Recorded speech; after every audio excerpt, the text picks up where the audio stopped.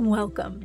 You are listening to the Mindful Minute, meditations created for everyday joy. I'm your host, Meryl Arnett, and my passion is making meditation accessible and enjoyable. This podcast is recorded from my live Monday night meditation class, where we have a brief discussion followed by a guided meditation. If you would like to access these meditation practices as standalone audio files for your daily practice, please subscribe to my newsletter at merylarnett.com. It's free, and you'll receive a new mini meditation each week, along with behind-the-scenes content and bonus material for each podcast episode. All right, let's grab a cup of tea, a comfy seat, and settle in for today's practice.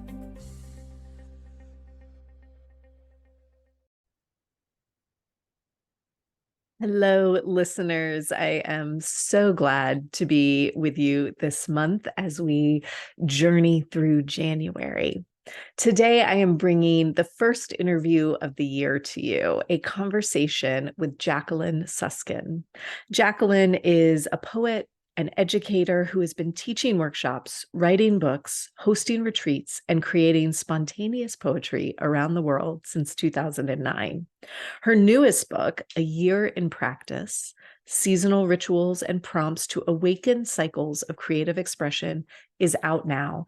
And friends, it is such an awesome book. I highly recommend it, so much so that I read it and did this interview while I was on my sabbatical at the end of November. I wasn't releasing podcast episodes. I was taking a bit of a break for my own creative refilling as we move into this 2024 year of the podcast.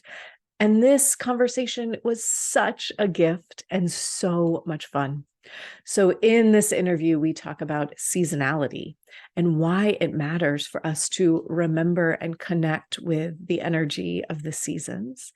We talk about the importance of letting go of our rigidity or our expectations around what our practice should look like, and instead embracing what the season is asking for us, what our own energy is asking for us, and how to even be fluid within that, right? We talk specifically about winter because we're in the middle of winter. And we talk about, I think it's interesting, really interesting, that there is this understood energy of hibernation, of rest, of going inside. And I want us to know that and honor it and feel it. And I don't want us to beat ourselves up when we have to go to work and there are things that have to be done, right? So we're learning how to be a bit fluid with what we understand of the seasons and with what we need. We talk about retreating in real life. We talk about dream practices and life-changing, at least for me. Jacqueline gives some amazing instruction on a practice of journal review and how we might use that to further our creative expression or our creative projects throughout the year. I so loved this conversation. I could have gone for another hour, but I tried to respect Jacqueline's time and yours, dear listener. I hope you enjoy it. Be sure you check out Jacqueline's website, her book. She has 8 books out in the world. This newest one, A Year in Practice, is out now, and I'm so happy to share this conversation with you. If you are listening to this audio only, you're not watching the YouTube video, you can't see that I am sitting in front of a beautiful roaring fire, which feels lovely and appropriate for our conversation about winter. But if you can't see it, you might be surprised by some of the crackles or pops that may or may not be happening in the background. So just a little heads up in case you hear random noise in the background, that's what you're hearing, a little wood burning fire. All right, let's jump into today's conversation. Jacqueline, welcome to the Mindful Minute. Thank you for chatting today. Thanks so much for having me. I am so excited about this conversation. Longtime listeners know my particular interest in the world is the intersection of mindfulness or contemplative practices, nature, and creativity. And so your book is you're my person. Yeah. So when your book landed in my inbox, I thought, oh, we have to talk. And I'm really pumped to do that today.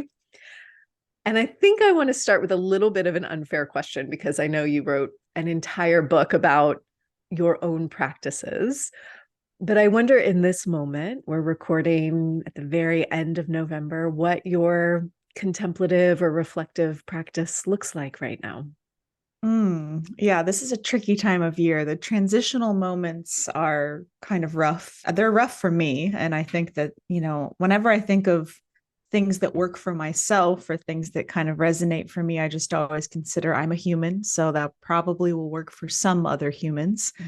And I find that these transitions from season to season can be pretty rough. And the the fall transition is challenging in a way where I'm having to ramp down my practice. Like I'm trying to prepare for winter and this pause that's coming, but fall also has this last kind of big boom of energy, this like final charge that I like to utilize, because if you can kind of like tune into that, then I find for me that I'm able to bring whatever I need to stockpile for the winter to work on or to think about. I can bring those things with me, but it does require this last big jolt of effort. And I think sometimes it's really hard to let go of that like last bit of energy. Once I get into winter is my time. I love to be in a little slow cave of reflection, but the shift is difficult. So I find myself practicing currently just noticing that transition and how it affects me, and sort of giving myself a little bit of grace around that. Like, oh, I'm Mm. having kind of a hard time making the shift. I don't have to make the shift quite yet. It's almost winter. It's not quite winter, even though there is snow on the ground outside. Mm. I still kind of continue to affirm every morning it's okay to be moving with this last charge of the fall season. It's okay to still be in that productive vibration, and that I'm allowed to do that for a little longer. And even though it might feel a little bit like raw and frantic, it's also purposeful. And as long as I can kind of keep remembering that, then I kind of calm myself down and allow myself to do that work. As you were speaking, I'll tell you a very silly story. I have now a 5-year-old daughter whose birthday is in November. And at some point, I said to her, your birthday is in the winter. And that is what came to me in the moment when she asked. She was little. I'm like she doesn't understand time, right? And I said winter. And then recently, and let's say it was, I don't know, September or early October, another adult friend was over and said, oh, your birthday's coming up. You have the best birthday in the fall. You're so lucky. And my daughter looks at me with this utter devastation. And she says, you said my birthday was in winter. Is it winter or fall? Like it was a very big distinction for her. And I was like, oh, I was so cavalier in this sentence, but you named this truth. Like, actually, there's a distinct feeling of Mm-hmm. season. It matters to her as a 4 now 5-year-old. It matters to you and I as adults. It's I silly, but actually interesting. think that's like a perfect example, because whatever inspired this book was this sense of there is this inherent understanding of time and how time passes and the way that affects our practice. And by the word practice, I don't just mean creative practice. I just mean the practice of life. Mm. And like just like attempting to find our rhythm, find our connection, our sense of belonging. And so for a child to kind of attune to that makes sense, because I do think it's something that's really accessible. It's like right under the surface. It doesn't really matter who you are or where you live. The cadence of the seasons affects you. It lives inside of you, actually. And so it would make sense for all of us to kind of question, wait, I need to know actually what is happening. When are things ending? When are things beginning? And luckily, that stuff is knowable. So I Yeah. think that that's kind of like the whole thesis of my book, is remembering that exists, finding different invitations and like just different doorways to walk through so that you can remember that it exists. And then how that applies to you personally, that will look different for everyone and for every place we live that's different. And sometimes the seasons are really subtle, sometimes they're really nuanced, sometimes they're in your face and very stark, but still we all have this deep feeling of connection to that. I think we just forget it. Mm. I let me name first. We're talking about your brand new book, which will have just come out as this interview is released. And the book is A Year in Practice: Seasonal Rituals and Prompts to Awaken Cycles of Creative Expression. And you write in the introduction, it really struck me that we live in a cycle of forgetfulness. So maybe you can talk a little bit more about what you mean by that. Yeah, I think that kind of trying to connect to the planet and its bounty that it offers us is there's so many things wrapped into that. It can seem like this maybe like surface level, simple kind of concept where I'm like, oh, the seasons affect us. But I think that the thing that I like to highlight with that sense of forgetfulness is that there are a lot of things that happen in our daily lives, whether they be connected to work or family or just the onslaught of information that's coming at us and our understanding of the global condition, like the way we've had to expand our minds out and to think of so much that exists in our field. And I think that reeling that in to find a way to remember that there is guidance coming to us from the earth constantly. And we are the earth. We are of the earth. You know, I keep highlighting this in all of my talks and everything I'm saying about the book. You know, the reason why that this remembrance is so crucial is because it's basically also asking us to remember ourselves and Mm. remember how to touch on embodiment and figure out how to be with ourselves. And a lot of my exploration of what the seasons offer came from me, you know, reassessing my own framework, the things that work for me, like what works in my practice as a writer, what works in my practice for balancing my attunement to myself. And I think that that remembering is just like that idea of it being kind of inherent in us, like with your daughter. It's like it's right below the surface, the importance of it. It's there for us to touch on, but we're constantly distracted or asked to do so many things that have nothing to do with that Mm. internal rhythm. And I think that anything that could kind of drop just like a little pin in the day where you can have the chance to try to practice remembering that, something I'm focusing on with that is that there's a huge reward in that. There's a huge reward in remembering. It's not just like, oh, I remember and that feels good. The reward is beyond feeling. The reward is like, oh, I actually have this affirmation. Maybe I am doing exactly what I need to be doing right now when it comes to the way the season would have me feel or react. And it might seem like I'm not doing enough, but it's winter. I'm not actually supposed to be doing a lot. And Mm. that idea of like what we should do and what we're supposed to do, there's this influence from, you know, societal pressures and structures of oppression and these frameworks that maybe we could break or change if we were allowed the space and time to remember these earthly traditions and these earthly messages that are constantly moving through us. Mm. I want to talk about, I think, what is two sides of that coin. The first of which is let's talk a little bit about generally what are the seasons ask? What is winter asking of us? What is like, let's give people an overview of that. But the other thing I'm really interested in, and I noticed that you highlighted this in the introduction a little bit, is that it also equally, it isn't a, well, winter is a time of rest, so don't do anything. Right. Mm-hmm. It's not that there is a fluidity in both of these ways of working with the seasons or noticing the seasons. So I want to follow both of those threads if we can. Oh yeah, I love that you use the word fluidity. I think I even say in the book, you know, a framework can be fluid. It can just be something to return to and access, but it can kind of move throughout your year. Like what you experience in winter is a learned energy, and then if you tap into that and memorize it and notice it, you might know in the middle of summer that you need a little bit of that, and you can Yeah. turn back to it and tune into it and let that be, you know, what takes over in the moment of your need.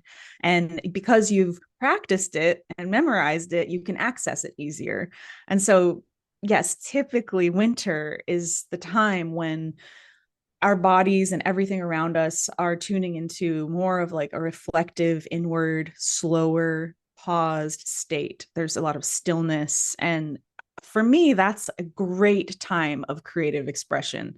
And it's not necessarily that I'm focused on an outcome in winter, like, oh, I got to get this thing finished and I'm going to make it look like this. It's more like a gestation period of like, what do I Mm. really want my work to be in the world? What is this thing that lives inside of me that I'm trying to say? And can I give myself a little bit of extra time and space to just sort of stew in that and sit with it, as opposed to rushing to try to make it into something tangible, which then that kind of moves into spring. And spring is this big rush of tangibility. It is this rebirth and this like everything coming to surface. And again, the transitions can be rough. And I think that return to spring is actually really difficult for me. It's kind of like the hardest season for me because Mm. I love winter so much that coming out of that internal inward state and reemerging is really harsh. And that exposure can feel extremely challenging. But then it kind of shifts and once everything thaws and everything is actually fully engaged in that spring energy, I can then also be like meeting that with my full self. And that moves into summer, which is a very communal time. And it's an outward, fully out. Everything's out. We're all out together. We're all ready to share what we've uncovered in these months of discovery. And that's a really, a real time of this is my work. This is what it looks like. How am I going to give it to people? How am I going to show myself to people? And again, that can be really overwhelming, especially if you're more introverted and you charge up by yourself. I think that that's when you can kind of be, oh, I can call on winter in the middle of summer if I need to. I can rest. I can have a moment. And summer is also a big time of like recharging, and the sun can soak into you and you can kind of tend to your body in this different way than you can in any of the other months. There's a real relaxation, like a vacation mode that Mm. exists in that, outward time.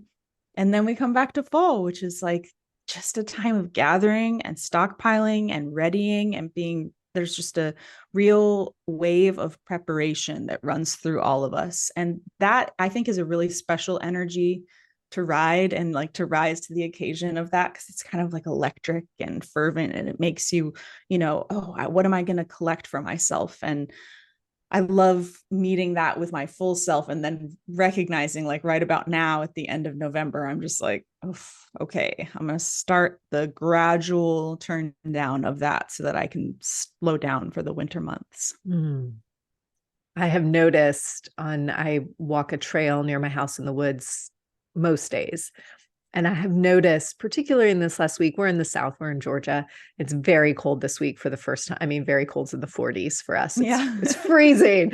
But I have noticed that it's wintry, right? It looks different, it sounds different, it feels different. And so I'm really aware of this transition. And for people that are listening to us, they will be fully through the transition and in winter. As we talk about winter, the way the book is structured, there's each season, there are practices and prompts and poems and reflections. I wonder if maybe you'll call in winter with a reading, maybe one of your poems, I'd and love then let's to. talk about some practices. Yeah. The book is kind of broken up with these meditation poems that guide you into the feeling of the season. And this is the first one. The first chapter of the book is about winter, and it's the longest chapter in the whole book. It's entitled Rest. Imagine all of the life underground that is waiting for spring. Envision the resting roots, the sleeping creatures, and everything below the surface that is paused for the season. Feel the fullness of this stillness. Feel the necessity of this calmness. There is silence here in every den, in every inch of cold dirt. There is silence in your home as well. Your body needs this pause. Your mind revels in this quietness. Winter speaks to you and says, Rush no longer. Put down whatever you carry, curl up and rest. Scan yourself from toe to head and head to toe, letting yourself unwind, releasing all demands. Breathe into every inch of your body as it relaxes into this healing state. Imagine yourself in a warm cocoon, wrapped in glowing light. No need to go anywhere or do anything. No need for any plan at all. Return to this place of respite every time you crave the grace of winter's restful energy. Remember, everything else is asleep now, too. Give yourself permission to go into the cave and turn inward.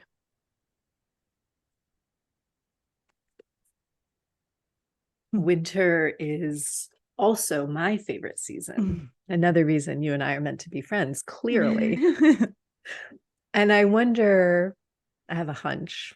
I wonder, aside from it being our collective favorite season, if there are other reasons that this is the longest chapter in the book.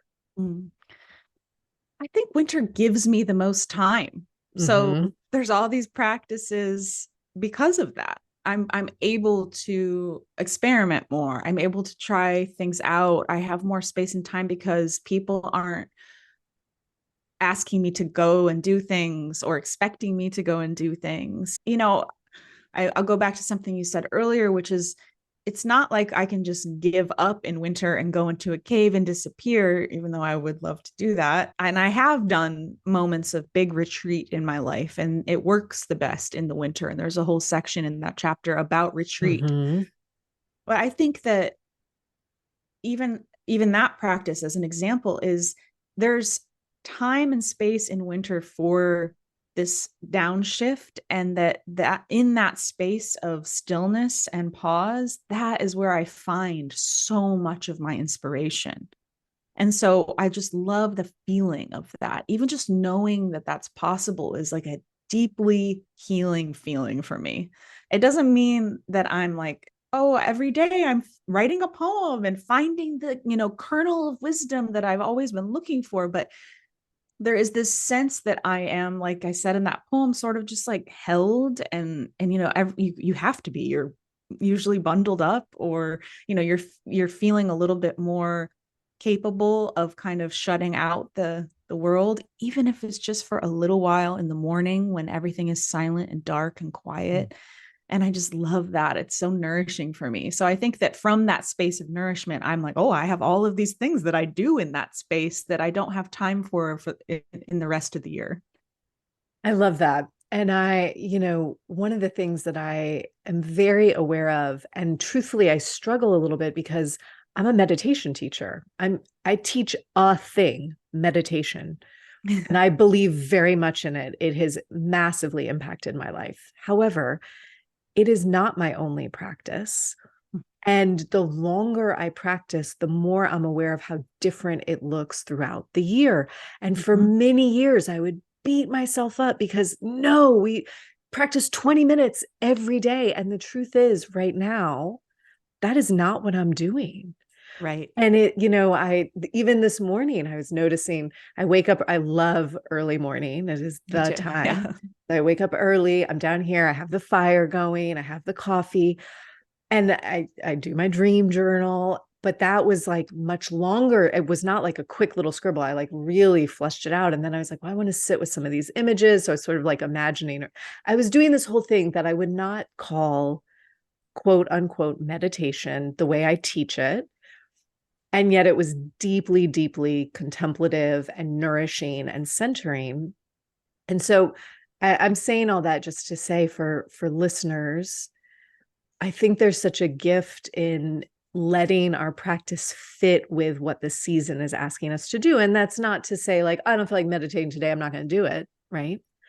But it is tapping into what is the season, the energy of right now, inviting me to pay attention to. Yeah.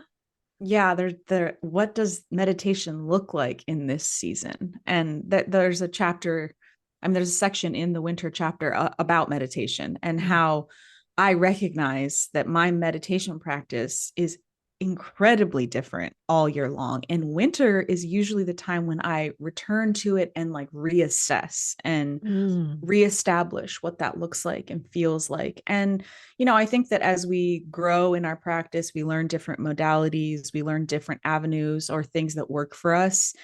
And then maybe throughout the year, we'll wane from that a little and then we'll return to it. And often I return to things when I have the time and space to do that. And Mm. so in winter, I'll find, oh, right, I love this part of practice, but I haven't been engaged with that because summer was wild and fall was frantic too. So now I'm tuning down again and I'm returning to that thing that I know works for me. And I kind of think that that's an important part of this book is that it's not prescriptive. It's not like me saying, this is how you meditate or this is what you should Hmm. do. It's more like these are some things that might work well in this season. And that's just the doorway for you to then kind of walk through and experiment and apply your own sense of practice with just a little kind of keyhole or like a kernel that will help guide you to that. I love that. And I mean, off the top of my head, I remember there being stillness. I remember there being movement. I remember there being bathing and dream. I mean, you have such a beautiful, it's like, a multitude of threads, and we could pull on any of those threads, and it doesn't have to be all of them, right? Right. Yeah. Yeah. Let's go back to retreating for a minute. You mentioned that's one of the practices. I love a good retreat, Mhm. and I am not a fan of go take 3 months out. I mean, I am, of course I am. Don't we all want to take 3 months out of our lives and go retreat? However, that's not realistic in my life at this moment. But a day is very realistic and a weekend is very realistic. So tell us a little bit about what retreating means to you and what that looks like. I love a weekend retreat. Yeah, I mean, for me, what that usually looks like is, first of all, intentional time set aside alone. I think being alone is really important for me. And I've also retreated with other artists and that's been awesome also. That's been very fulfilling for me for us to be kind of like in community and retreat.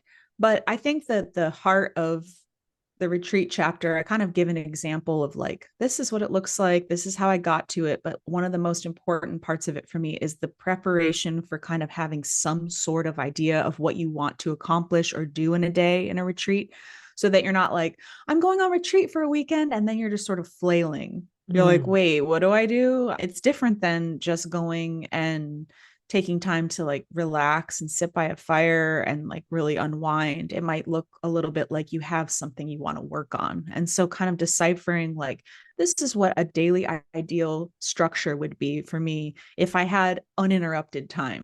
Because retreat to me is synonymous with just uninterrupted time. And I think I always like to highlight too that that can happen in your own home. It can be requested. Like I will request and let my partner know I am going to be, on retreat during these 2 weeks in my home.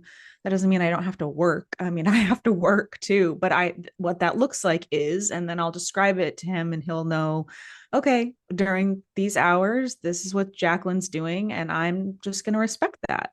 And Mm. knowing that that uninterrupted space is happening allows me to tap into that retreat mode, which I have practiced heavily throughout my life and have spent many months alone by myself doing things like this. And I'm recognizing that that's definitely not possible, especially now that I have so many more responsibilities in life, but that I have tapped into what it feels like enough that I can kind of evoke that when I need to. And it's much easier in the winter because again, in the winter I find less is being asked of me. Mm. Yeah, I love that. I over the pandemic years, I have participated and led many retreats that were virtual. So they were in my home, whether I was being the participant or the facilitator of it, sitting in the space where I practice and saying to my family, like, this is what I'm doing in these hours. And, mom's working, right? And it's really fascinating to me how powerful that can be. And I do think I think that takes practice, just like a retreat in general takes practice, because it's not like you don't hear the noise Mhm. and think like, oh, I should go right? So you're building this skill of this is the intentionality of the moment and what I'm committing to spending time doing. One of the things that really jumped out at me is, so you offer just like a sample sort of timeline, I think, just to help Mhm. us sort of imagine what we might structure our hours as. And one of the things I really liked, which I do not do, but I intend to do in my next retreat, is you wove in what I'm going to call like busy work. Like there were some pieces that I was like, I would not do that on retreat, but I see the purpose. So why might it not be just, I'm going to meditate and write for 8 hours or whatever, right? How come you Yeah, structure it that way? I think it's really to honor the practicality and reality of our lives and how we don't. I mean, I'm trying to make work in all that I do that is accessible and that actually is like functional for people, all types of people. And I think in yearning to create work that looks like that, I try to find places where I can put things like that in, like these practical, functional, reality based methods. And including your busy work in your day is like a nod to being compassionate around the fact that we don't get to turn our lives off, but we still do get to turn on this feeling of retreat. It's just a method, a weaving, a balancing act, but we can do it. And again, it does take practice. And I also don't think that it's easy. And I think that just leaving room for those everyday realities kind of does make it easier. Like if those things can be included in our conversations about practice, then I do think that more people will find their way to those moments and it will be easier for them to try to apply it to their lives because it's all an experiment anyway. So we might as well like include language that is keeping us grounded in reality and the fact that we have a lot to tend to in our lives. I love that. I love that because we're not speaking to just full-time meditators or full-time poets or full-time artists of any form, right? It's we're talking to everybody. We're talking to the 9 to 5 office job and the Mm-hmm. student and whatever, right? Yeah, and it's so funny to think like even as a full-time poet, I'm like, yeah, so much of my life involves things like that though. And I could kind of try to talk about myself in this elevated way that's like, oh, I only do these practices and that's what life looks like, but it's not like that at all. You know, Right. I also have to maintain a business and a home and my finances and my pets and all these different things that are real. And I think Mm.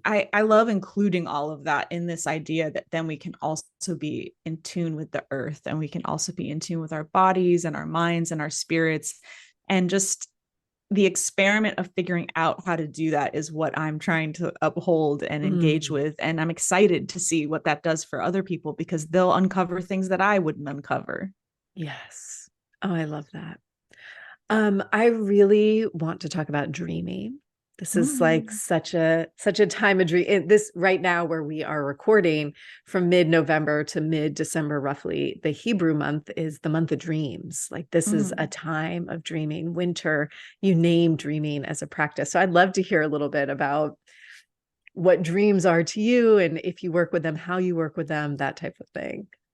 I'm a wild dreamer. I mean, I every night I'm living a lifetime. It's just I've always been like that ever since I was a kid. Um, and I think that so much of my creative material comes from my dreams.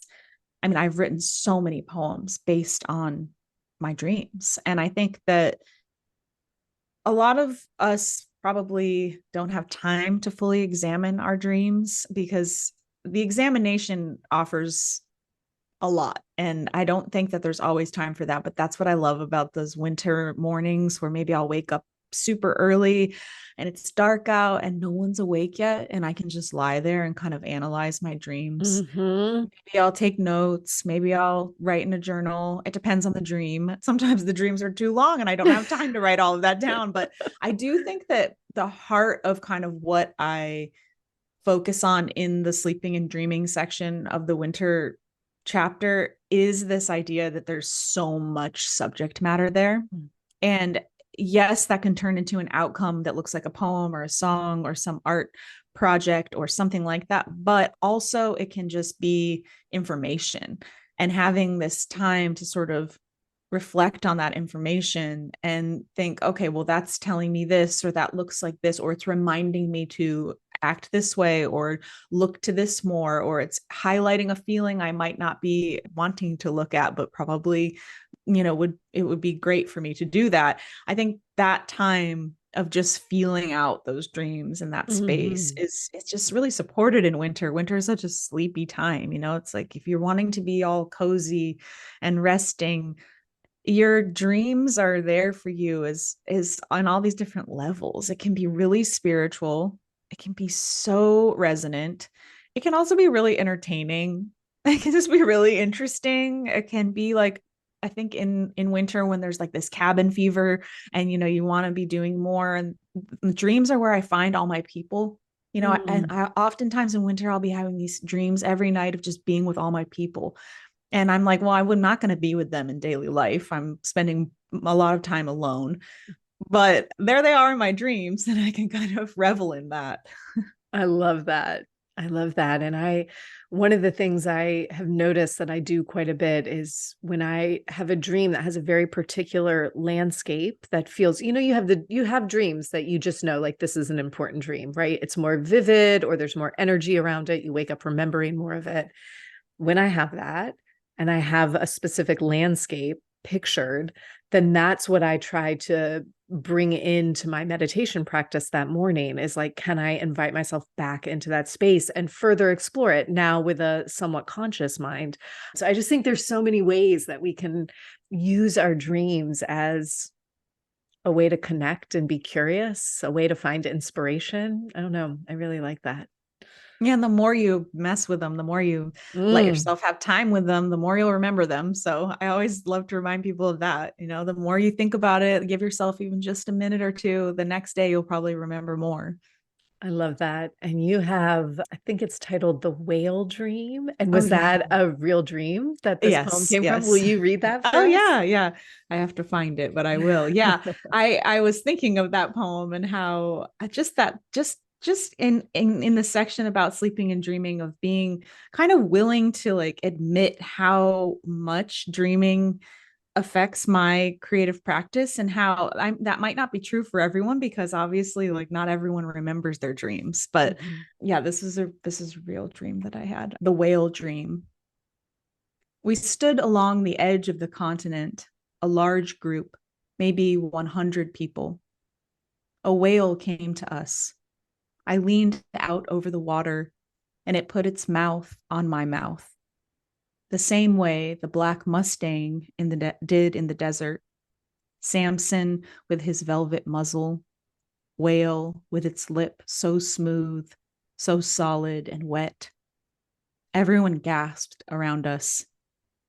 When it was time for the whale to retreat, after we exchanged the ancient feeling, the truth of connection, it went below the surface, and I followed it. I jumped in and fell into the only color that matters, the deep blue that still holds light. But I could not become a whale. Covered in salt, I found my way back to land alone.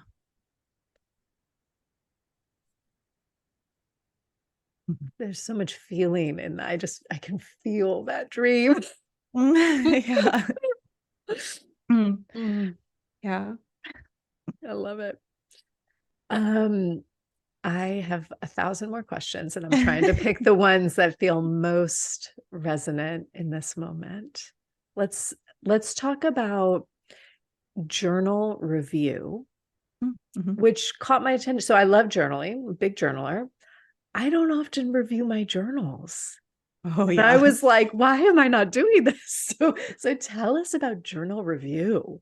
Okay, as a like I do a lot of creative consulting sessions with people. I give a lot Mm, of like one-on-one guidance. mm, And one of the things I always talk about is this act of reviewing your journals, because I think what happens is, as creative people, we fill up these journals with our brilliant ideas, and then they just sit there. And I actually kind of think that they become a weight that we carry. Like there's this mm, little feeling that's like, oh my gosh, there's something there that I need to do something with. And if not, if you're just happy to have your journals and to like get it out, that also makes sense to me. Maybe you're not concerned with or considering that you would like to do something with what you've written. But if you do in any way have some little inkling that you'd like to go back and kind of uncover and unearth your little jewels that you've left for yourself, I highly recommend it. I recommend doing it in the wintertime. I recommend being very slow and careful with it because it can be incredibly emotional to go back through your life.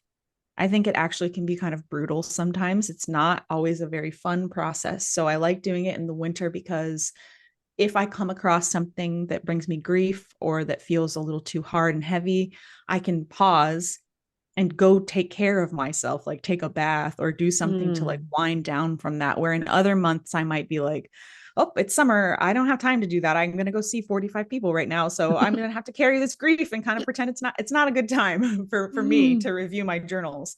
But I also think in considering how it might be difficult in these ways, that you should also consider you might find a lot in there that you love and that you want to use. So, this is where the practice comes in. I suggest kind of making a method for yourself, maybe ahead of time before your entrance into the world of your journals. You think, I have some projects that I would like to work on, and I might be finding things in these journals that will buoy those projects. Or maybe I'm going to find a piece of writing that would be perfect to add to this idea. And then I suggest, I have all these right here, having these little color coded sticky notes that then you're Mm. like, okay, so we'll just call, I'm just going to make this up, like you're making a book about whales. Anything that you find in your journals that has to do with the ocean or whales, you put the blue tab, you save it for yourself. You might not in that moment have the energy to go through your journals and then put that stuff in the computer, but Mm-hmm. later you can go back again and you've coded everything for yourself and then you put that in the computer. So I consider this, obviously there's a huge practical part of this that I'm talking about. It's very functional, but I also find it to be incredibly healing to go through and show yourself what you've made. Oh, wow, I've written, 45 talking points about whales that are actually like poetic and beautiful. And I feel so inspired to make this book now. But you probably wouldn't have known that unless you gave yourself the time to think about 4 or 5 projects you might want to look for in your journals, things that you Mm-hmm. write about or that you like, maybe an experience in your life that you'd like to turn into a book or a painting or a lyric or something like that. And then you're on this special hunt to kind of decipher those things and find what you've created. And I think it can just be so affirming. You can show yourself, wow, I've written so much about this already, or I have so many concrete ideas that this thing is actually way closer to being born than I would have ever thought. And then even if it doesn't come to the point of that outcome, you've at least shown yourself what you've written, you've reflected, and then you can let it go and never Mm. have to do it again. Like, I have journals that I'll never ever look at again because I've done this. I feel like I've succeeded in the process and I've pulled everything from them that I know is of worth to me, that I value, and I've put that in a computer or in another journal, and then I can just be satisfied. And I'm telling you, not many things in life give you that sense of satisfaction. So trying to go through some process like that with your journals is like revolutionary. And so many people have stacks of journals that they've never looked at. And I know that that can be really daunting. So having some kind of, no, you prep yourself for the project of coding and finding and, assessing what you'd like to pull. And then the feeling afterwards, that relief of just knowing you've given yourself that, is just, I think it's something that's just really been an amazing part of my process as a writer. You have just changed my life. I can't decide if I'm going to laugh or cry right now. You have changed my life. It's hilarious because we just cleaned out our garage and I have this enormous Tupperware bin with 100, I mean, so Yeah. many journals. I save them all. I write the year, right? So I know where they're from. And I was staring at this like, why am I saving this? Like, who's going to read these? Why would I save these journals?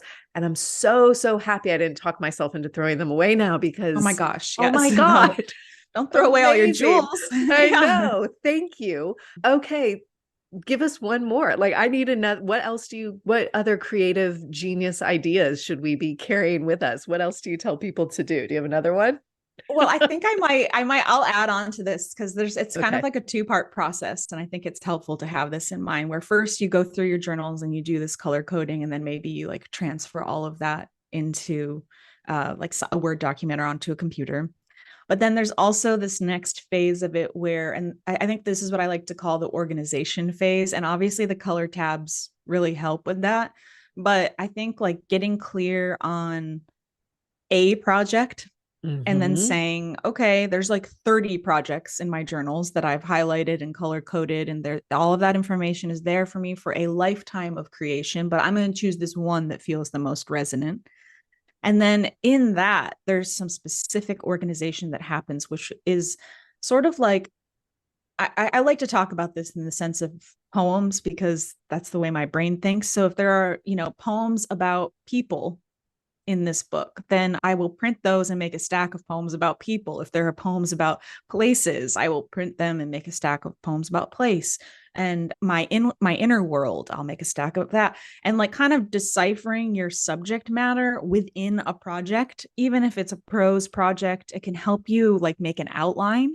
It can Mm. help you kind of see like, wow, I have in this book idea about meditation, I have this incredible wealth of information for a piece about sitting. But this part of, the book, this part is slim. I should probably start writing more on that. And you can kind of get this like overview of where you need to put your attention. And so you're not Mm. just feeling like, oh, I have all this information now for a book. What do I do with it? It's like, well, the next step is sort of like trying to decipher how much you have. What does that look like in an outline? Where should you focus on writing more? And where can then you also start editing? Because if you feel like you have a lot, you probably want to edit it down. And so it'll give you some direction to kind of have this next step. Mm. Oh, I love this so much. And I'm just going to brainstorm out loud for a minute for listeners. So, for listeners that have a meditation practice, and if you practice with me, I say at the end, you journal afterwards because that's where we remember all of the magic from the practice, like what came up. So, let's assume, like me, you have multiple journals that have a page, a half a page, a sentence, synopsis, a little nugget from your practice.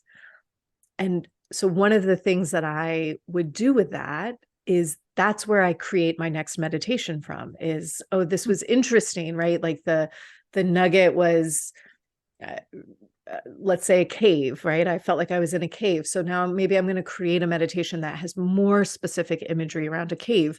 And listeners, you don't have to be a meditation teacher to make your own meditation, right? You can just Right. imagine a cave as you guide yourself into practice. So it doesn't have to be writing a book, although I bet a lot of us want to do that. It doesn't have to be formally sharing something out in the world even, but even if you're wanting to, I just can imagine that this practice you're talking about is valuable, even if we're not necessarily creating an external product, right? It's just for our Absolutely. own Yes. inner, the joy of creating something for yourself is so powerful. Yeah. And it can even be like in doing all of this, in examining everything, that you're finding your own rhythm as a Mm. person. Mm. And that would work the same is the way I'm describing this process. It would work the same. You would be like indicating for yourself.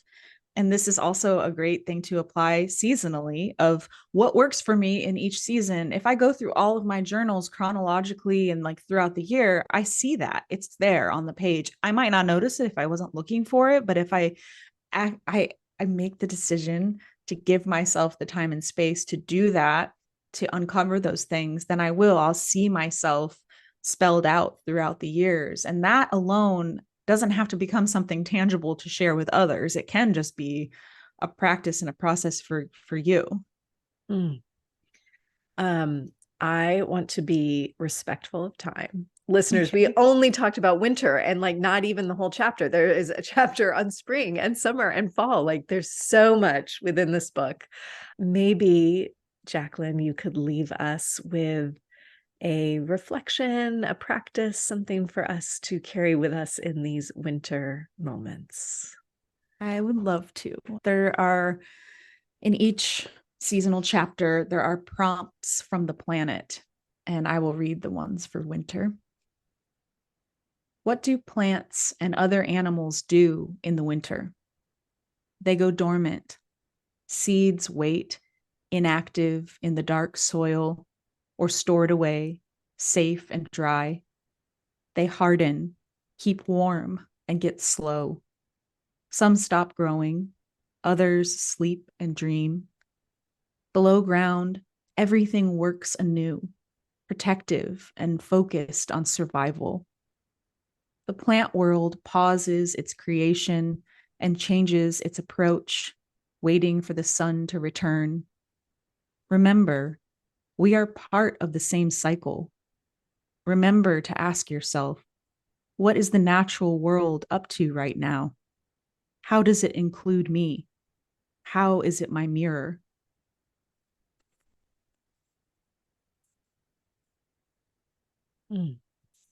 Thank you. How Thank is it you. my mirror? Let's carry that question with us. I love that.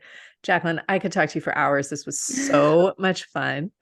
Thanks for having me. Yes. So when this airs, your book will be out in the world. Listeners, you'll find a link in the show notes. I will link to your website as well. Jacqueline, is there anything I didn't ask you or anything you want to share before we end today? No, that was perfect. I loved being able to give the functional journaling advice. Oh my God, that's awesome. I will send you an update offline Please. after I do that this winter. Thank you. Thank you. Thank you. Best of luck with the book. Thanks so much.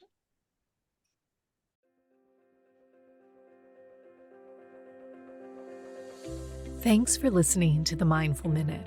If you enjoyed today's episode, please consider sharing it with a friend or leaving me a review wherever you get your podcasts.